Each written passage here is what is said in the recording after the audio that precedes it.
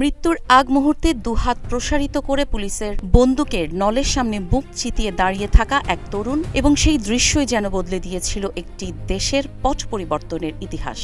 সে মুহূর্তের ভিডিও ছড়িয়ে পড়ে দেশজুড়ে এবং জাগিয়ে তোলে কোটি মানুষের বিবেক। সেই সাথে আন্দোলন রূপ নেয় গণ অভ্যুত্থানে, যার পরিণতিতে ৫ আগস্ট পতন ঘটে তৎকালীন সরকারের। রংপুরের বেগম রোকেয়া বিশ্ববিদ্যালয়ের শিক্ষার্থী আবু সাঈদ ২০২৪ সালের জুলাই আগস্ট গণ অভ্যুত্থানের প্রথম শহীদ।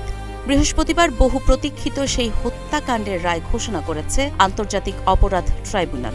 ট্রাইব্যুনাল ২-এর ৩ সদস্যের বেঞ্চ এই বহুল আলোচিত মামলার রায়ে অভিযুক্তদের বিরুদ্ধে অভিযোগ প্রমাণিত হয়েছে বলে জানিয়েছে এবং দোষীদের বিভিন্ন মেয়াদের সাজা ঘোষণা করেছে। মামলায় সাবেক উপাচার্য হাসিবুর রশিদ সহ ৩০ জনকে আসামি করা হয়েছে। এর মধ্যে ৬ জন গ্রেপ্তার হয়ে কারাগারে থাকলেও এখনও ধরাছোঁয়ার বাইরে ২৪ জন। কারাগারে থাকা আসামিদের পাশাপাশি পলাতকদের বিরুদ্ধেও ট্রাইব্যুনাল নির্দেশনা দিয়েছে। এ পর্যন্ত ট্রাইব্যুনালে জুলাইয়ের মানবতাবিরোধী অপরাধের ৩টি মামলার রায় ঘোষণা করা হয়েছে।